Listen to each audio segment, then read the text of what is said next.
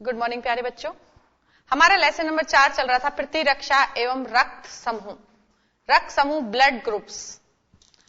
ये जो blood groups हैं, सबसे पहले जो ब्लड ग्रुप्स का वर्गीकरण किया गया वो किया था कार्ल लैंडस्टीनर ने। तो हम बता सकते हैं सर्वप्रथम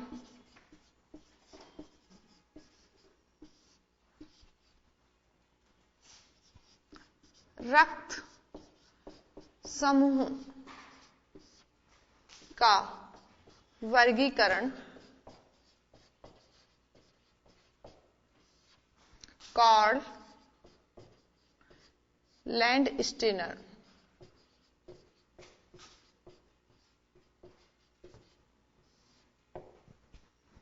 ने 1901 में किया।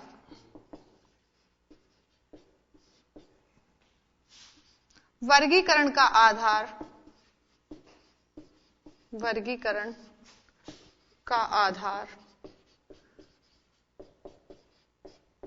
आरबीसी रेड ब्लड सेल्स, लाल रक्त कणिकाएं आरबीसी की सतह पर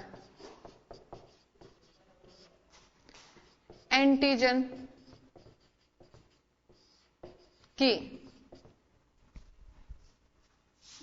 उपस्थिति थी।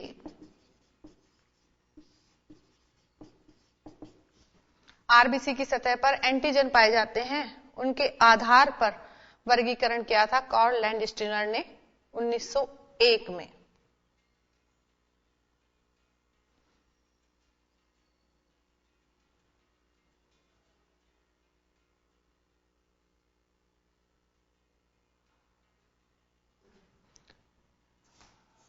जो आरबीसी की सतह पर एंटीजन थे, प्रतिजन, तो आरबीसी की सतह पर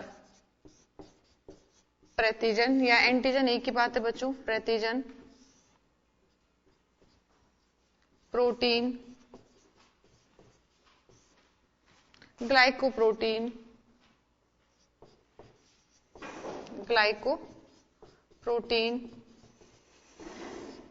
कार्बोहाइड्रेट,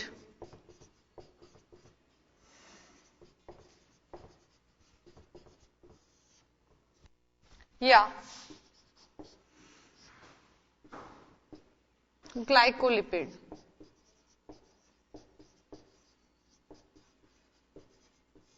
हो सकते हैं। कोई भी हो सकता है, वह एंटीजन के रूप में आरबीसी की सतह पर पाया जाएगा।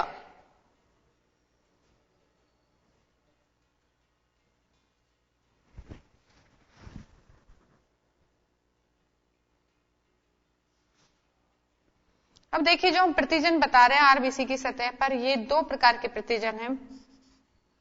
आरबीसी की सतह पर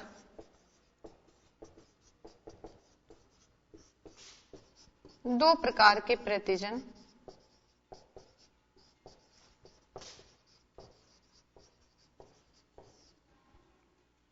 होते हैं। प्रतिजन ए तथा प्रतिजन बी।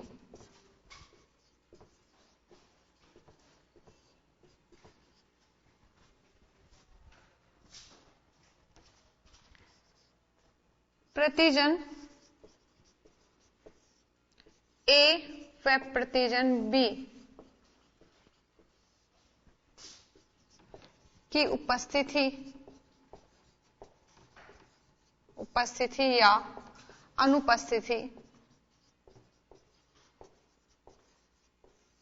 के आधार पर, ये प्रतिजन ए और बी हैं, ये उपस्थित होंगे या नहीं होंगे, तो उपस्थिति और अनुपस्थिति के आधार पर जो ब्लड ग्रुप्स हैं, जो रक्त समूह हैं, उन्हें 4 भागों में बांटा गया है।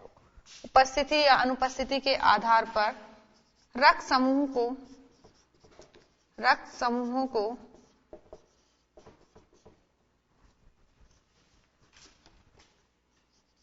चार प्रकारों में वर्गीकृत किया गया।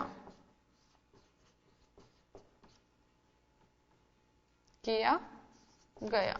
बच्चों इसे एक बार नोट कर लीजिए आप। सर्वप्रथम रक्त समूह का वर्गीकरण कौन लैंडस्टीनर ने किया? 1901 में। वर्गीकरण का आधार था आरबीसी की सतह पर एंटीजन की उपस्थिति। आरबीसी की सतह पर प्रतिजन जो होते हैं वो प्रोटीन के बने हो सकते हैं, ग्लाइकोप्रोटीन के बने हो सकते हैं, कार्बोहाइड्रेट हो सकते हैं या ग्लाइकोलिपिड हो सकते हैं। इनमें से कोई भी प्रतिजन के रूप में आरबीसी की सतह पर हो सकता है। आरबीसी की सतह पे दो प्रकार के प्रतिजन होते हैं, एक तो प्रतिजन ए तथा प्रतिजन B, antigen A and antigen B. Antigen A और एंटीजन बी की उपस्थिति या अनुपस्थिति के आधार पर ब्लड ग्रुप्स को 4 प्रकारों में वर्गीकृत किया गया है।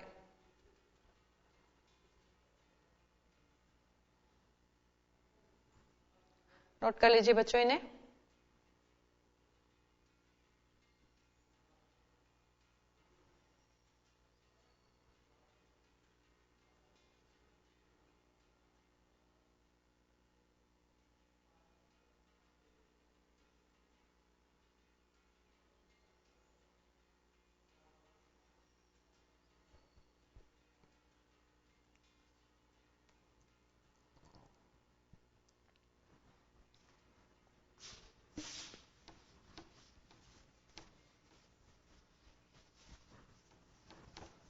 तो ये हमने देखा आरबीसी के ऊपर उपस्थित प्रतिजन।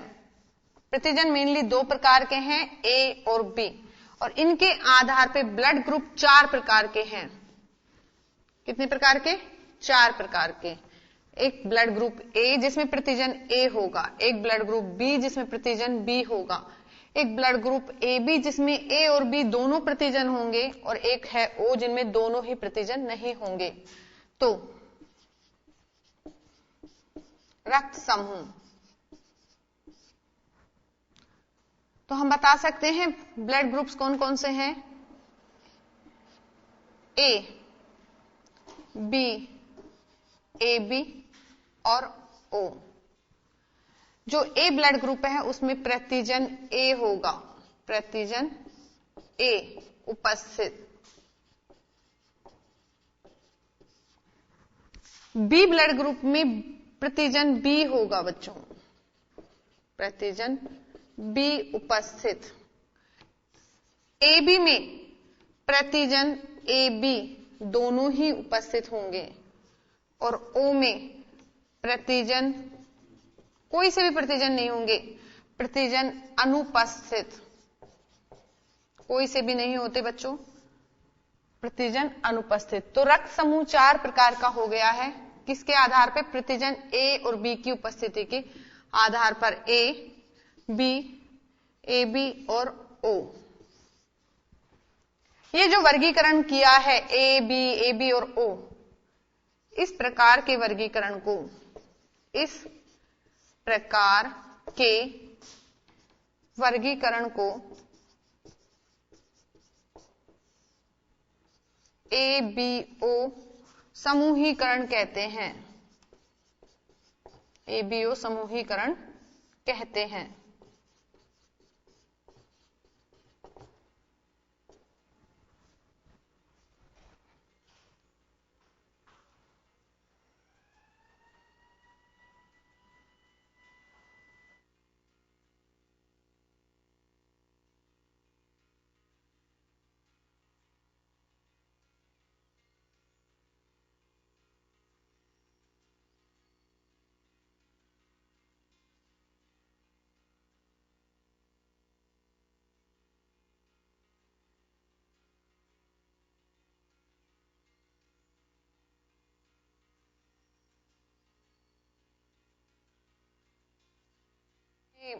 देखा कि कार्ल लैंडस्टीनर ने 4 प्रकार के ब्लड ग्रुप्स बताए ए और बी प्रतिजन की उपस्थिति के आधार पर। देखिए ए और बी प्रतिजन तो होता है आरबीसी की सतह पर, इसके अलावा एक और प्रतिजन पाया जाता है। आरबीसी की सतह पर एक और प्रतिजन पाया जाता है जिसे हम आरएच कारक कहते हैं। तो हम नेक्स्ट बता सकते हैं आरबीसी की सतह पर प्रतिजन ए व बी के अलावा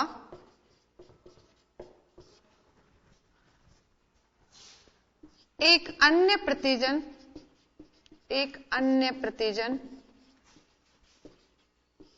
RH भी पाया जाता है।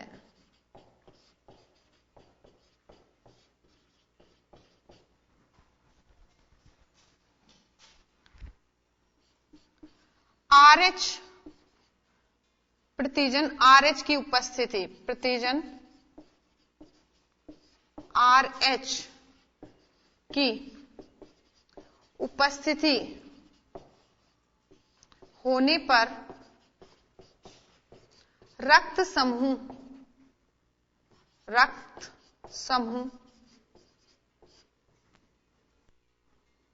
धनात्मक, पॉजिटिव। अगर RH उपस्थित है तो कैसा होगा? पॉजिटिव। तो प्रतिजन RH की उपस्थिति होने पर रक्त समूह धनात्मक, पॉजिटिव, तथा प्रतिजन RH अनुपस्थित होने पर RH अनुपस्थित होने पर रक्त समूह ऋणात्मक यानी कि नेगेटिव, ऋणात्मक नेगेटिव होता है। देखिए, दो प्रतिजन तो हमने बता दिए ए और बी, इसके अलावा एक अन्य प्रतिजन और होता है RH। तो ये अगर उपस्थित है ब्लड ग्रुप में तब तो वो ब्लड ग्रुप होगा पॉजिटिव, RH पॉजिटिव, और अगर नहीं है तो वो होगा RH नेगेटिव। हम यहां पे लिख सकते हैं RH पॉजिटिव और यहां लिख सकते हैं RH नेगेटिव। अब देखिए, ये RH की उपस्थिति और अनुपस्थिति के आधार पर भी ब्लड ग्रुप्स को वर्गीकृत किया है, और ये इस प्रकार का वर्गीकरण कहलाता है RH समूहीकरण। रक्त समूह की यह व्यवस्था, पॉजिटिव और नेगेटिव वाली यह व्यवस्था RH समूहीकरण, RH समूहीकरण कहलाती है।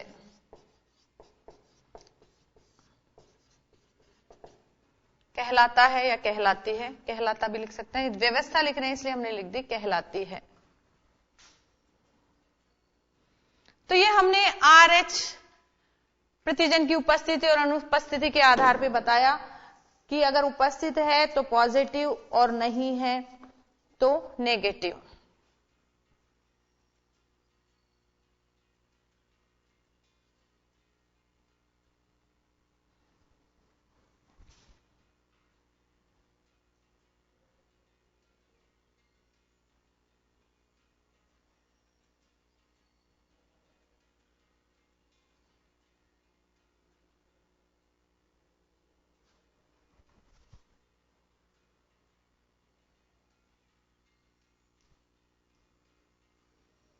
अब बच्चों हम एक सारणी बनाएंगे, एक टेबल बनाएंगे जिसमें हमें सब कुछ क्लियर हो जाएगा।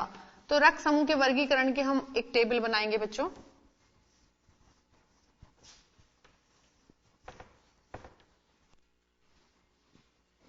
आप भी अपनी कॉपी पेन तैयार रखिए और जैसे मैं टेबल बना रही हूं ऐसे आपको टेबल बनानी है और याद रखना है। उससे पहले मैं आपको थोड़ी सी एक बात और बता देती हूं कि देखिए, जैसे हमारे उसमें प्रभावी और अप्रभावी थे, प्रभावी और अप्रभावी मेंडल के हमने वो देखे थे। तो जो इनका जीन प्रारूप होगा ना, प्रतिजन का जीन प्रारूप, प्रतिजन का जीन प्रारूप अगर हम देखें तो देखिए बच्चों, अगर प्रतिजन का जीन प्रारूप अगर हम लिखना चाहें, ए प्रतिजन का जीन प्रारूप लिखना चाहें तो हम लिखेंगे IA। बी प्रतिजन का जीन प्रारूप लिखना चाहें तो लिखेंगे IB। अगर दोनों हो तो IAB। ठीक है, तो अभी हम जीन प्रारूप लिखना चाहते हैं किसका, कि अगर प्रतिजन का जीन प्रारूप में लिखें, अगर A है तो हम लिखेंगे IA, और प्रतिजन B है तो IB। ये होते हैं बच्चों, जैसे उसमें थे, ये होते हैं प्रभावी। अगर ये उपस्थित हैं तो वही वाला ब्लड ग्रुप होगा, तो ये तो होते हैं प्रभावी। और अगर इनके साथ कोई स्मॉल I आ जाए तो ये होता है अप्रभावी जीन प्रारूप, अप्रभावी जीन प्रारूप। देखिए, मान लीजिए हम बता रहे हैं कि A प्रतिजन है, प्रतिजन क्या है A, तो अब इसके दो वो हो सकते हैं युग्म विकल्पी। एक युग्म विकल्पी तो होगा जब दोनों, क्योंकि दो तो होते ही हैं युग्म विकल्पी, एक साथ कितने होते हैं, दो। अब देखिए, जब दोनों युग्म विकल्पी एक जैसे हों, समयुग्मजी, तो प्रतिजन A को जब दोनों एक साथ एक जैसे होंगे तो समयुग्मजी शो कर देगा। तो यहां पर A कैरेक्टर ये क्या है, प्रभावी है, तो ये ब्लड ग्रुप कौन सा है, A, क्योंकि प्रतिजन A है इसमें, और इसका प्रतिजन का जीन प्रारूप क्या है, IA। अगर दोनों IA हैं तो ब्लड ग्रुप क्या होगा, A, क्योंकि प्रतिजन कौन सा है प्रभावी इसमें, A, IA वाली इसका जीन प्रारूप प्रभावी है। अब हम इसी प्रतिजन A को ऐसे भी लिख सकते हैं युग्म विकल्पी के रूप में IA और I। ये वाला तो कैसा होगा बच्चों, प्रभावी होगा, और ये स्मॉल I कैसा है, अप्रभावी है। तो ये तो अपने कैरेक्टर शो कर ही नहीं पाता, तो फिर कौन कैरेक्टर शो करता है, ये वाला। ये युग्म विकल्पी का ये जो है, ये रूप है जो इसका, वो क्या करता है, अपने कैरेक्टर, प्रभावी कैरेक्टर शो करता है, इसलिए इसका प्रतिजन भी क्या होगा, A। तो हम प्रतिजन जो हमारा A है उसके दो रूप लिख सकते हैं जीन प्रारूप, एक तो IA या फिर IAI। I होता है तो भी प्रतिजन A ही होगा, क्योंकि I कैसा है, अप्रभावी। तो इस तरीके से हम टेबल बनाएंगे। तो मैंने आपको पहले इसलिए समझाया, फिर एकदम से लिखने पे आपको समझ में नहीं आता कि ये क्या हो गया। तो ये बच्चों युग्म विकल्पी है, और युग्म विकल्पी में भी IA वाला और IB वाला प्रभावी होगा, और अगर I दिखाई देता है तो अप्रभावी होगा, और जब IA और I दोनों एक साथ आए तो प्रतिजन होगा A। IB और I दोनों एक साथ आए तो प्रतिजन होगा B, और दोनों IA और IB आ जाए तो प्रतिजन होगा कौन सा बच्चों, दोनों उपस्थित हैं तो हम उसमें लिख सकते हैं प्रतिजन का जीन प्रारूप होगा IA और IB।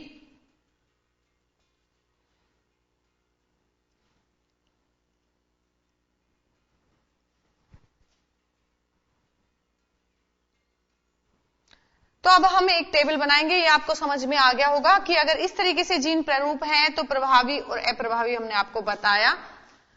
तो देखिए बच्चों, आप अपने जो टेबल है बना रहे हो तो उसको कॉपी को आड़ा कर लीजिए, थोड़ा आड़ा करने पे पूरी टेबल ढंग से आ जाएगी, और आप बनाएंगे 6 कॉलम।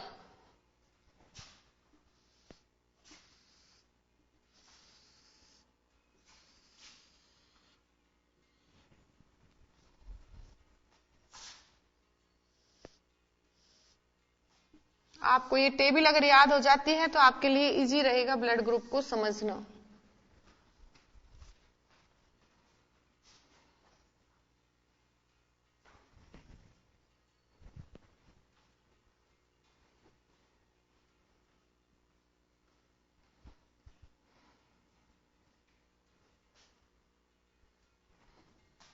बच्चों, अभी हम ब्रेक के बाद टेबल बनाएंगे।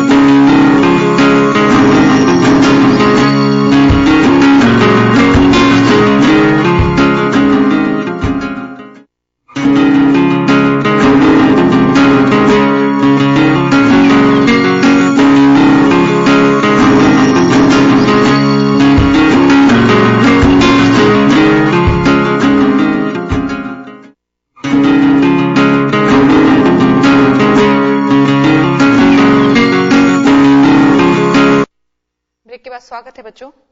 तो अभी हमें टेबल बनानी है। मैंने आपको बताया था 6 कॉलम बनाने हैं क्रम संख्या के लिए। ये होगा रक्त समूह के लिए। यहां पर ये जो 2 कॉलम हैं ये हम बताएंगे ABO समूहीकरण, जिसमें A और B 2 ब्लड ग्रुप बांटेंगे।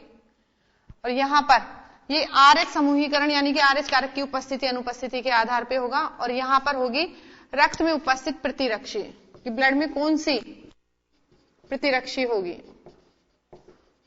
तो रक्त में उपस्थित प्रतिरक्षी एक एक करके हम लेके चलते हैं। पहले तो हमने बताया था कि ब्लड ग्रुप 4 प्रकार के हैं। ब्लड ग्रुप 4 प्रकार के कौन से थे? A, B, AB और O। अब A, B, AB और O हमने 4 प्रकार के बता दिए, लेकिन इनमें अब RH कारक भी तो है, एक RH फैक्टर भी तो है, RH प्रतिजन भी तो है, जिसके कारण हम बताएंगे कि क्या बताएंगे कि RH उपस्थित है तो पॉजिटिव और RH अनुपस्थित है तो नेगेटिव।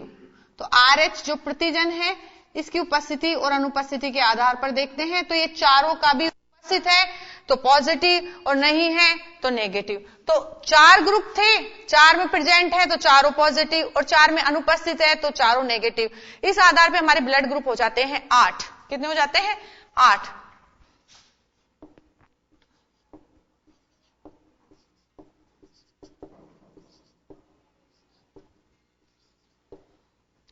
ब्लड ग्रुप हो रहे हैं बच्चों। देखिए आप A को देखिए, A ब्लड ग्रुप रक्त समूह बता रहे हैं। A ब्लड ग्रुप है और A के भी कितने प्रकार हो गए? 2। एक तो वो प्रकार जिसमें RH उपस्थित है और एक वो प्रकार जिसमें RH अनुपस्थित है। तो जिसमें RH उपस्थित है वो हो गया पॉजिटिव, जिसमें नहीं है वो हो गया नेगेटिव। तो हमने A के ही 2 रूप बना दिए हैं। इसी प्रकार दूसरा था B के भी 2 रूप होंगे। एक तो होगा जिसमें पॉजिटिव है और एक होगा जो नेगेटिव है। इसी प्रकार देखते हैं हम कि ब्लड ग्रुप नेक्स्ट था हमारा AB टाइप का, AB, जिसमें A और B दोनों थे। ऐसे ही AB का दूसरा रूप भी हो जाएगा। तो अगर दोनों एंटीजन उपस्थित हैं तो AB और उसमें RH भी उपस्थित है तो AB पॉजिटिव और RH नहीं है तो AB नेगेटिव। इसी प्रकार से हम देख सकते हैं O ब्लड ग्रुप, O के भी 2 रूप हो जाएंगे, O और O। अगर RH उपस्थित है तो प्लस और अनुपस्थित है तो माइनस। तो हमारे ब्लड ग्रुप अगर हम देखें टोटल कितने हो गए हैं? 8। अब हम इनमें प्रतिजन बता सकते हैं कि प्रतिजन कौन से होंगे। तो आपको याद रखना है कि ये दोनों A के ही ब्लड ग्रुप हैं। ब्लड ग्रुप कौन सा है? A। तो प्रतिजन कौन सा होगा? A। प्रतिजन दोनों में कौन सा होगा बच्चों? A होगा, क्योंकि ब्लड ग्रुप का नाम क्या है? A। ऐसे ही अगर हम देखें कि B पॉजिटिव है और B नेगेटिव है, लेकिन प्रतिजन तो दोनों, ब्लड ग्रुप कौन सा है? B। तो B है तो प्रतिजन तो एंटीजन तो दोनों ही B होंगे। दोनों में ही क्या होगा? Antigen B। जब हम ब्लड ग्रुप देख रहे हैं AB और AB, तो प्रतिजन दोनों ही हैं। इसमें AB है और B भी है, दोनों प्रतिजन हैं। यहां पर भी दोनों प्रतिजन हैं, A और B दोनों।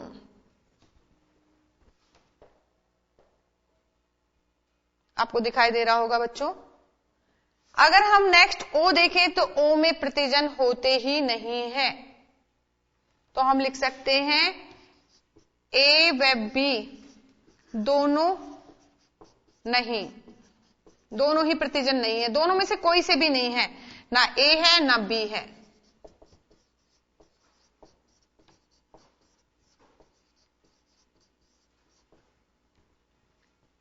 तो ये RBC पे उपस्थित प्रतिजन कि A ब्लड ग्रुप पे प्रतिजन होगा A, B पर होगा B, AB पे दोनों प्रतिजन होंगे और O पर A और B में से दोनों में से कोई से भी नहीं होंगे। अब ये है प्लस वाला माइनस वाला, इसमें प्रतिजन का जीन प्रारूप बताएं हम। अगर दोनों ही समयुग्मजी है प्रतिजन तो IA IA, विषम युग्मजी है तो हम लिख सकते हैं कि या तो IA होगा या स्मॉल i होगा विषम युग्मजी। और सेम एज इट इज क्या है कि ब्लड ग्रुप A है तो ऐसे ही प्रतिजन का रूप यही होगा, तो प्रतिजन होगा जीन प्रारूप में IA और यहां पर होगा IA या फिर I अप्रभावी। ये हो रहा है हमारे रक्त समूह A के अंदर और हमने ये बताए हैं प्रतिजन का प्रारूप, जीन प्रारूप। इसी तरीके से हम B वाले में देखें तो दोनों समयुग्मजी हैं IB। यहां पर भी B है तो हम लिख सकते हैं IB और IB। एक प्रभावी और एक अप्रभावी हो तो हम लिख सकते हैं IB और I। दूसरा लिख सकते हैं हम इसी प्रकार से इसका भी IB और I। तो ये हमने प्रतिजन के प्रारूप लिखे हैं, जीन प्रारूप। क्या लिखे हैं बच्चों? जीन प्रारूप। अब इसमें तो बच्चों दो युग्मविकल्पी है और दोनों ही प्रतिजन उपस्थित हैं, तो बस इसका तो जीन प्रारूप होगा IA और IB। क्या होगा बच्चों? IA और IB दोनों प्रतिजन उपस्थित हैं। ऐसे ही हम यहां लिख सकते हैं प्रतिजन के रूप में IA और IB। यहां पर दोनों ही नहीं है, ना तो A प्रतिजन है ना B है, तो हम अप्रभावी वाला लिख सकते हैं कि इसमें A और B दोनों ही नहीं है, तो हम प्रतिजन का प्रारूप लिख सकते हैं अप्रभावी वाला II और यहां पर II अप्रभावी। तो ये थे हमारे प्रतिजन के जीन प्रारूप। अब RBC पर जो RH प्रतिजन है वो उपस्थित है अनुपस्थित है उसके आधार पर बताएंगे। जब ये पॉजिटिव वाला है A पॉजिटिव तो RH क्या होगा? उपस्थित। यहां पे ये नेगेटिव आ रहा है तो ये कैसा होगा? RH नहीं होगा, ये होगा अनुपस्थित। ऐसे ही B में देखें प्लस आ रहा है इसलिए हम लिखेंगे उपस्थित। ऐसे ही B में नेगेटिव देखें नहीं है इसलिए हम लिखेंगे अनुपस्थित कि RH है ही नहीं। इसी तरीके से हम AB ब्लड ग्रुप में देख सकते हैं, AB पॉजिटिव है तो उपस्थित और AB नेगेटिव है तो RH प्रतिजन कैसा होगा? अनुपस्थित।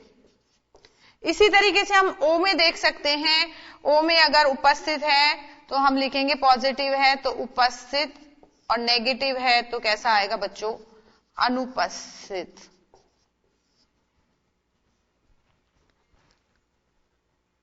तो ये हमने बताया आपको RH समूहीकरण और ABO समूहीकरण।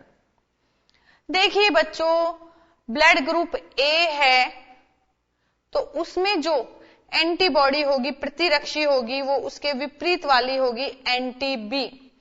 क्योंकि जब समान एंटीजन और एंटीबॉडी हो जाती हैं तो वो क्या करते हैं? एक दूसरे का विनाश करते हैं और क्या करते हैं? खून का, रक्त का थक्का जम जाता है। तो जब हम बता रहे हैं कि ब्लड ग्रुप A है, प्रतिजन उसमें A उपस्थित है, तो एंटीबॉडी दूसरी होगी यानी कि B वाली होगी। तो हम यहां पर बता सकते हैं ब्लड ग्रुप क्या है? A, तो इसमें प्रतिरक्षी होगी एंटी-B। ऐसे ही ये भी ब्लड ग्रुप कौन सा है? A, तो इसमें प्रतिरक्षी यानी कि एंटीबॉडी होगी एंटी-B। यहां पर अगर हम देखें एंटीजन क्या है? B, तो एंटीबॉडी क्या होगी इसमें? इसके विपरीत यानी कि A। ऐसे ही यहां पर देखें तो एंटीजन क्या है? B, तो एंटीबॉडी होगी इसके विपरीत यानी कि A। B के विपरीत एंटीबॉडी होगी। इसी प्रकार इसमें दोनों एंटीजन हैं तो इसमें एंटीबॉडी होगी ही नहीं, एब्सेंट। एंटीबॉडी होती ही नहीं है, एब्सेंट होती है इसमें, अनुपस्थित। ना तो A एंटीबॉडी होती है ना B। अब देखें O में एंटीजन है ही नहीं, ना A एंटीजन है ना B है, तो दोनों प्रकार की एंटीबॉडीज होंगी इसमें, एंटी A और एंटी B। ऐसे ही नेगेटिव वाले में भी एंटीबॉडी तो होंगी, एंटी A और एंटी B, क्योंकि एंटीजन इसमें है ही नहीं, उपस्थित ही नहीं है।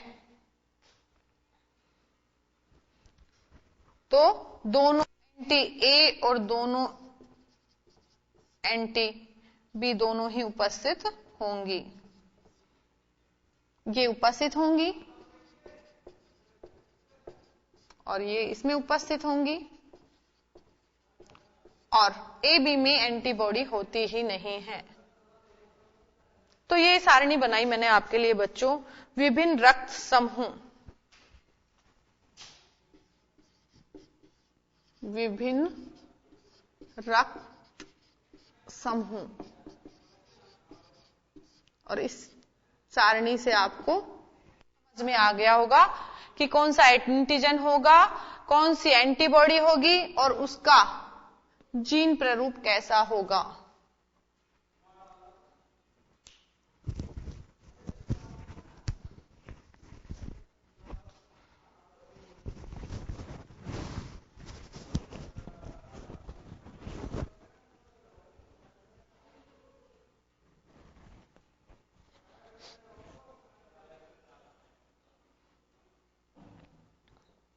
बना लीजिए बच्चों इसे।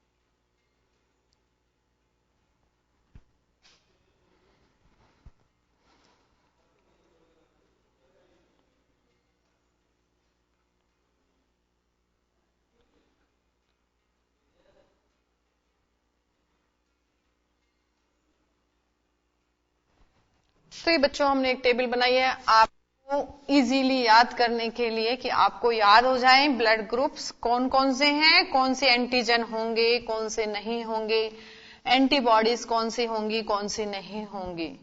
इनके प्रतिजन के हमने जीन प्रारूप भी देखे बच्चों। तो ये था हमारा रक्त समूह का वर्गीकरण, और ये मैंने आपको बता ही दिया है कि अगर ब्लड ग्रुप ए है तो प्रतिरक्षी होगी एंटी बी, अगर ब्लड ग्रुप बी है तो प्रतिरक्षी होगी उसमें एंटी ए, और दोनों ही प्रतिजन हैं तो एंटीबॉडी होगी ही नहीं, और दोनों ही प्रतिजन नहीं है तो दोनों एंटीबॉडी होगी, क्योंकि सेम एंटीजन और एंटीबॉडी शरीर में होने पर क्लोटिंग हो जाती है, रक्त का थक्का जम जाता है। नेक्स्ट है हमारा RH कारक, RH कारक जिसकी उपस्थिति के आधार पे हमने ब्लड ग्रुप्स बताए थे, पॉजिटिव और नेगेटिव। देखिए बच्चों, जो ये RH कारक है इसकी सबसे पहले खोज की थी रिसस, मकाका रिसस नामक बंदर में, मकाका रिसस। तो इसकी खोज किसमें की गई? मकाका रिसस बंदर में।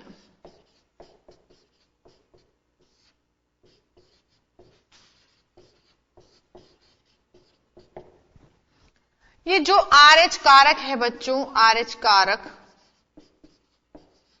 ये एक प्रोटीन है। RH कारक क्या है? एक प्रोटीन है बच्चों ये।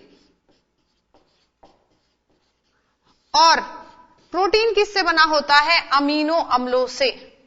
तो इस RH कारक में 417 प्रकार के अमीनो अम्ल होते हैं। 417 प्रकार के क्या होते हैं? अमीनो अम्ल। RH कारक क्या है? एक प्रोटीन है और इसमें 417 प्रकार के अमीनो अम्लों से बना हुआ प्रोटीन है। और ये जो RH कारक है वह मानव की रक्त कणिकाओं पर भी पाया जाता है।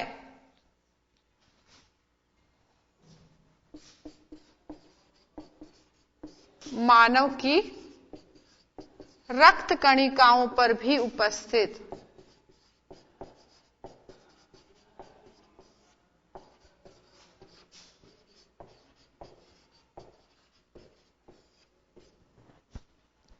देखिए बच्चों, अगर हम पूरे विश्व के अंदर देखें, विश्व में पूरे के पूरे विश्व के अंदर देखें तो 85%, 85% तो RH पॉजिटिव हैं और 15% कैसे हैं, RH नेगेटिव। तो अगर हम देखें तो मानव में ही देखेंगे तो विश्व में RH पॉजिटिव धनात्मक 85% है और RH नेगेटिव 15% है बच्चों। विश्व के अंदर 85% लोग बाग तो कैसे हैं बच्चों, पॉजिटिव, और 15% कैसे हैं, नेगेटिव। मानव में 5 प्रकार के RH कारक पाए जाते हैं। मानव में 5 प्रकार के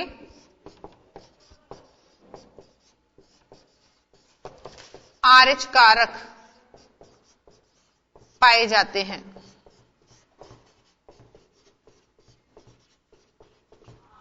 कितने प्रकार के बच्चों, 5। RH-D, RH-E, RH-e, RH-C और RH-c।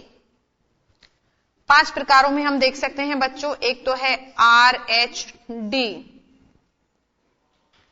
दूसरा है RH कैपिटल E, तीसरा है RH negative E, E positive और E कैपिटल और E स्मॉल।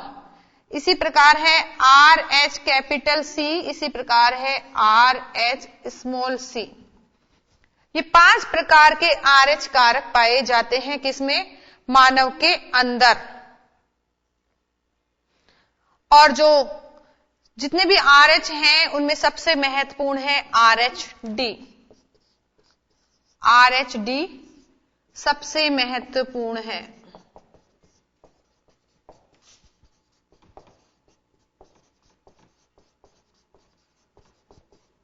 RH-D क्या है बच्चों, सबसे अधिक महत्वपूर्ण, क्योंकि ये क्या है बच्चों, प्रतिरक्षाजनी है।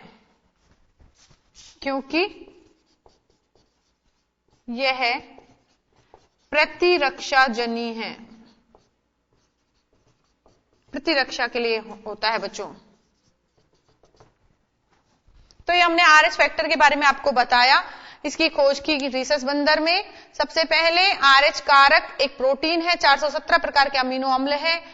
विश्व में RH पॉजिटिव जिनमें RH कारक है वो है 85% और नेगेटिव कितने हैं, 15%। मानव में 5 प्रकार के RH कारक पाए जाते हैं, RH-D, RH capital E, small e, capital C और स्मॉल c। और सबसे महत्वपूर्ण है इसमें RH-D। बच्चों आज के लिए इतना ही। नेक्स्ट टर्न पर लेकर हम आपके लिए नया टॉपिक आते हैं। थैंक यू बच्चों।